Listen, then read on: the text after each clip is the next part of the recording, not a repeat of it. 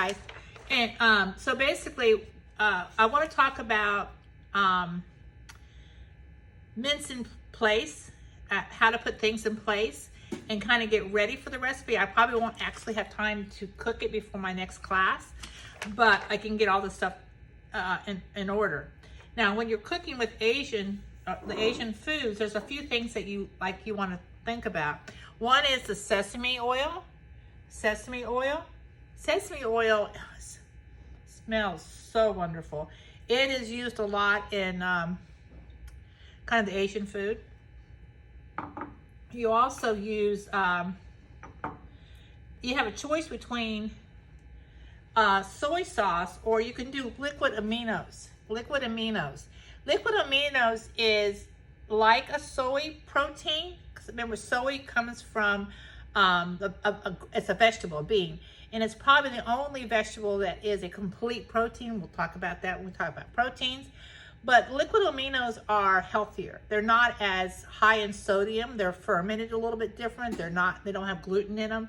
So a lot of times we use this instead of the soy sauce, and it doesn't add as much sodium or the saltiness taste.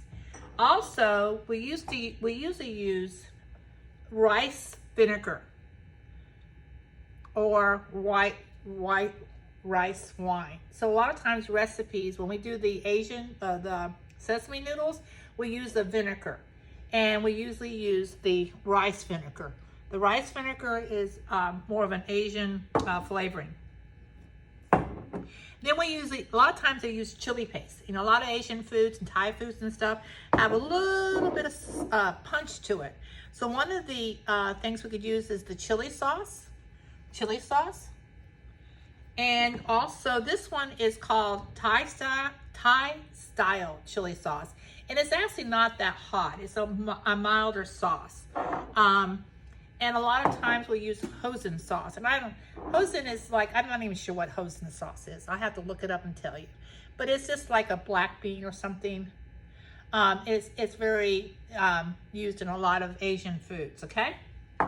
Now, a lot of people add different hot sauces. This is probably not Asian. Yeah, I guess it is. Hung Fu Foods. It's very Asian. It's a hot sauce. And a lot of people add it to their food. Because we're going to start getting our different food products in order. So I'm going to wash my hands. Now, whenever you do raw chicken, you want to make sure that you wash your hands, wash whatever it touches when you're done, because it's raw chicken. Okay. Now, I always look at my chicken. I'm a little bit picky, and if it has like a little area here, I usually cut it off. I cut this chicken in bite-sized pieces, because it's a food that you could do it that way. I mean, if you don't want to have to cut your chicken in your when you're eating your stir-fried noodles. But I'm going to show you a couple different cuts while we're at it. If I wanted to have chicken cutlets, what I would do is I would put my hand on it, press it really firmly, and then I would take my knife and kind of cut it through like that. And then I would have chicken cutlets. I would do that for things like chicken parmesan or whatever, or if I was going to do like a chicken sandwich, that kind of thing. Now I'm going to take each of these cutlets and I'm going to cut it in strips. And then I'm going to cut the strips into little cubes. Now I have little bite-sized pieces of chicken. And you want to try, if you can, to get your chicken in the same size, okay? Simply because when we start to cook this, we want the pieces to be as close as possible, in size, so they cook evenly.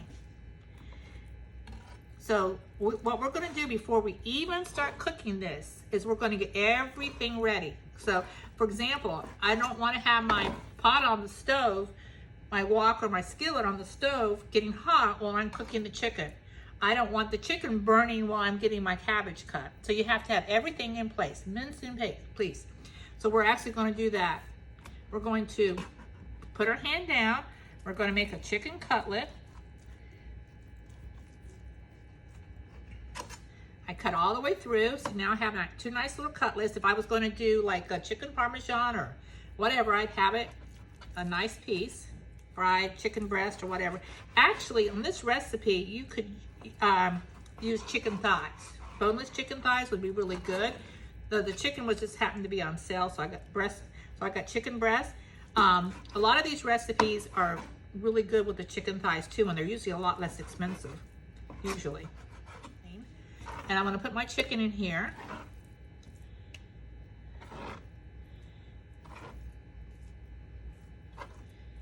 Okay. And I'm going to definitely move this aside so that it's not contaminating my area. There's that. And we'll rinse those off. Not the same one that I used for the chicken. Sorry, I almost lost my cabbage. On the cabbage, I'm gonna take off the top couple leaves, just because who knows where they've been.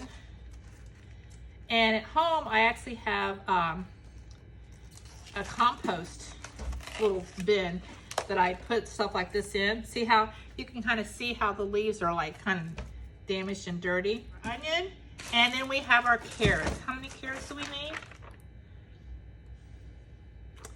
That's about 3. And we are going to, again, wash our carrots, and we're going to peel them or scrape them just because we don't want the outside. And then we're going to cut them into matchsticks or julienne again, the outside. And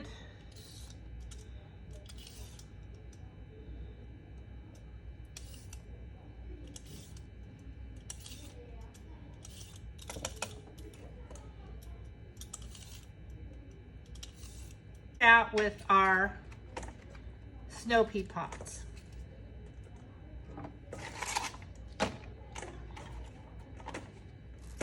Snow pea pods. Now the snow pea pods, you want them kind of crisp, so they're going to be probably one of the last things you go in. But the only thing you really want to cut off is this little end right here. And so usually what I do is, I kind of like stack them up. Can you see me kind of stack them up here? There. And I just take my huge knife here, and I just kind of cut the ends off. And then once I get the ends cut off, because I don't want those little sharp, I don't know if they're really sharp, but I don't want them on my food. And then I cut them in half. This recipe,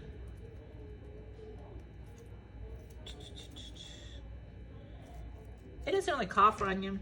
It says green onion for garnish, but I'm gonna go ahead and do the onion because I'm gonna put a half an onion in. You always I cut the outside off so I can get this. It's like paper. It's the skin of an onion, and this is a bulb. It's in the classification of vegetables, an onion is a bulb. So, and it has layers. It has like little layers. Okay, that goes. And I usually don't put onions in the compost heap because they're so strong. So again, we're going to cut the onion in half, and we're actually going to cut these in half because just so they cook a little faster. And they're ready. Now, if you notice on my little table here, my little cutting board, I'm going to put them aside. I'm putting everything minced in place. So by the time I'm done, I will have all my different little ingredients, okay? So let's go find the garlic, okay? So I'm gonna use 2 big cloves of garlic because I like the garlic. And we are going to mince the garlic. Let me make sure. Yes, we're going to mince the garlic. That means we're going to, you could use a garlic press. You could mince it. Now mincing means the smallest you can get. So we're gonna take this garlic and we're just gonna chop, chop, chop until it's as small as we can get. And this is when I actually take my hand and hold it at the other end of the knife and use my knife as a lever. So it's gonna be, and you wanna chop it as small as you can get it. Garlic is in so many, it's in a lot of South American foods, it's in a lot of Asian foods, it's definitely an Italian food. I I mean, I really don't know of a cuisine. I'm just gonna cut that little end off because it's unattractive. Put it in my compost. That doesn't use garlic. And also, you know what's really cool about garlic? It keeps vampires away. Works for me. I never had a vampire attack me. When you're cooking with spices, there's two ways that spices affects your food. One is you want a total blend. So when you take a bite of something, you have like harmony.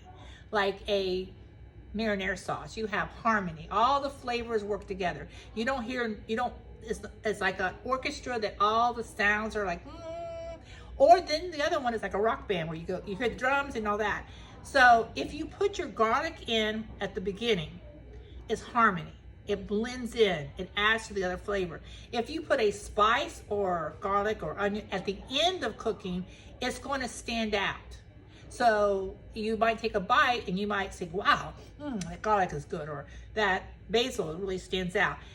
So think of when you're cooking the spices, that when and where you put it in is going to be either harmony or a rock band. We have our cabbage, and we want our cabbage to be almost like grated on its slice. So you want to, again, grab it with your hand and you're going to start slicing. Remember, cabbage is in layers. We could actually probably shred this, or we could have used a food processor. Okay, so now when you open up your cabbage, you're going to notice that it's starting to fall apart. So then you just kind of hold it and keep slicing it. It will shrink somewhat and soften when you cook it. So you don't want it so small that it gets lost, but you don't want it so big that you want it like that. You'll notice sometimes make sure you don't have any of the core. So you want to basically shred slice your cabbage so that you have it in strips and bites, okay? I'm going to see what the recipe says is thinly sliced cabbage. Thinly sliced cabbage. Now remember, it's going to shrink down. It's going to get smaller. It's going to get smaller because it loses its liquid. Now, if you notice, I aim for my knife, but I make sure that my fingers are not around when I start slicing. Okay, so here we have this. I'm going to slice again. Yeah, this cabbage this knife is probably not okay now. Yeah, that's more like it. I have to use a little bit of force. See how I got my... Okay, I'm using a food processor here to do the carrots because I didn't want to have to cut them up really that quickly. So I'm going to try to show you one-handed here how to do this. So turn it on. I kind of push the carrots down in there. It goes through the food processor. See? And I don't have a thing down there. So now when I take this off, you'll see there's some carrots left here. This is going to have to be how it is. And there's the grater and that. And I pulled this up. I'm kind of doing this one-handed. You can see my grated carrots. That's going to be in with the stir. Assembling this chicken chow mein. Chow means, what do you call it? Stir fry a little bit of pure sesame seed oil. And my wok is already a little bit hot. And I'm also going to put about a tablespoon of just regular oil. You got to have oil to stir fry. And so you can see it's nice and getting hot. And I'm using an induction cooker here, cooktop here. That means you can hear it when it picks up. It means that it okay.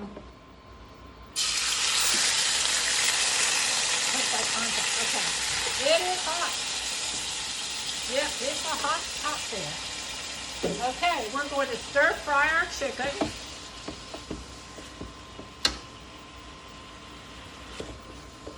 Now, as soon as the chicken went in there, it got a little cooler because it just, the way it is. The coolness of the chicken, even though the chicken was room temperature, I took it out of the refrigerator. The chicken's been marinating in the sauce that I made. It's just basically, the soy sauce and the different sauces that we have in the recipe. And we want to stir this chicken around So it's pretty much done.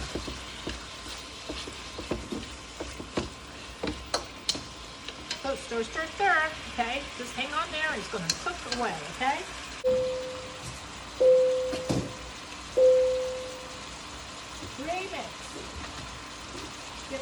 I'm going to get my colander ready so I can drain the noodles.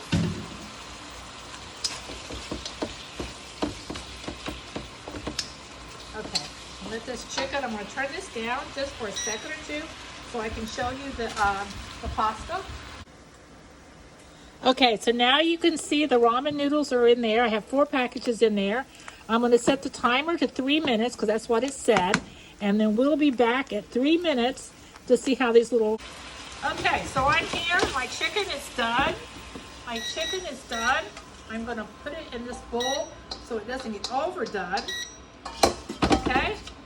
And now I'm going to start add a little bit more of sesame oil, just a little bit. And I'm going to start adding my vegetables.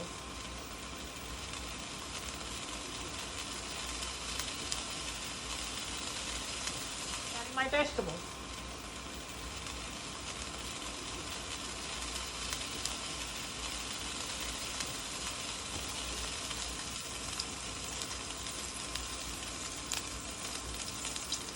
Going to add my onion.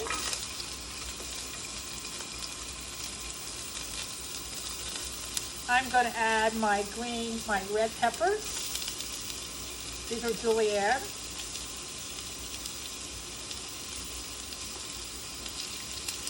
I'm going to put the rest of these aside for a second.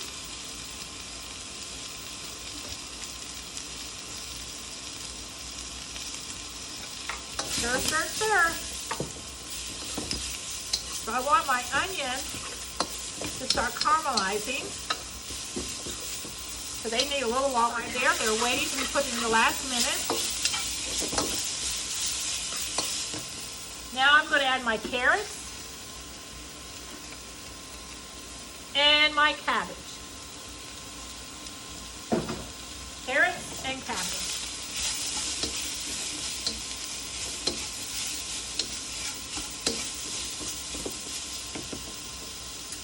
I'm not adding all this cabbage. I think it's a little bit too much. Kind of got a little bit too ambitious when I started cutting it, but it will cook down. Let me stop there and just check.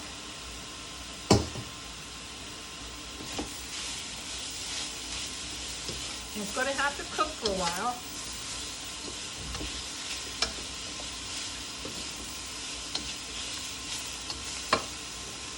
At this point, I'm going to add my sauce. Cook down a little bit. It's going to have to cook. Now I'm going to put the temperature back up.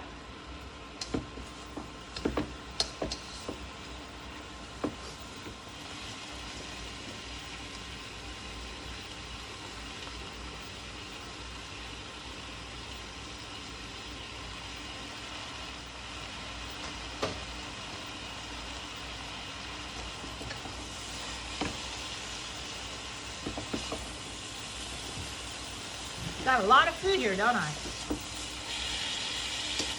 And the main part of the story is, as you notice, I can put anything I want in here, pretty much.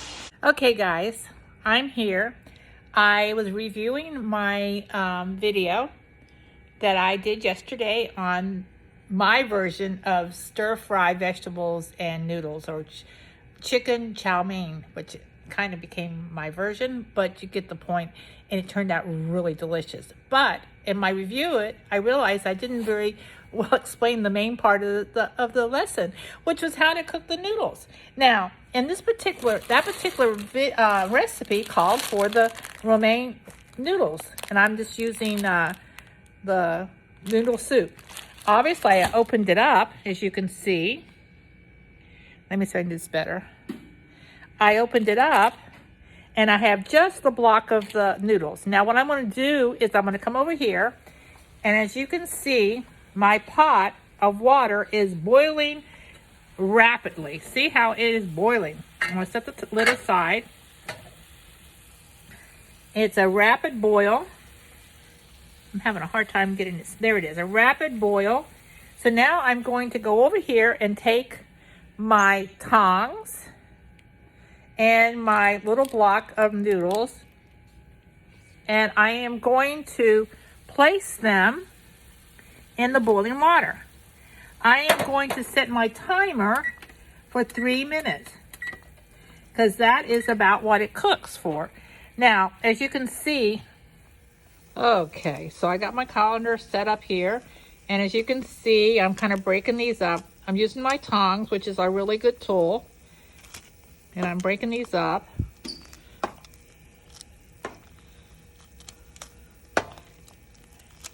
And because they're such a small noodle, they don't take that long to cook or to boil. And I put salt in the water when I put the water on. And they should be fine. So we'll be back in about a minute. And I'm going to start stirring that in there. Just using my hands. And just plopping it in there. Is it plopping up? And this wok is just full of goodness and goodness and goodness. Let me get...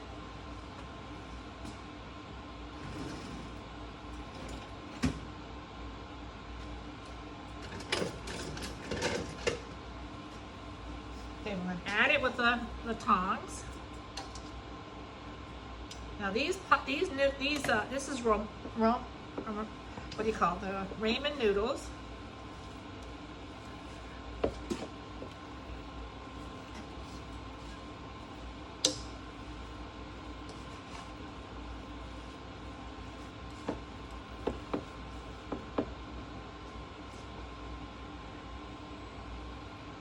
Try to get it all in there. I'm gonna try.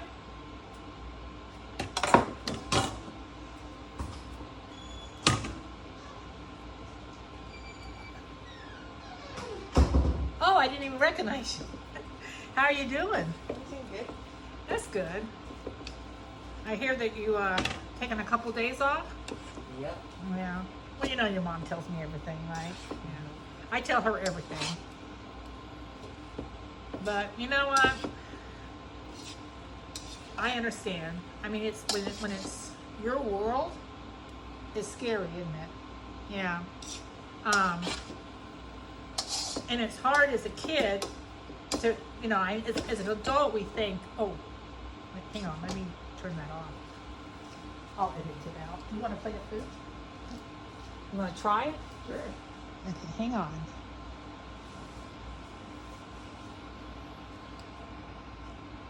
Okay, let me just do this, okay?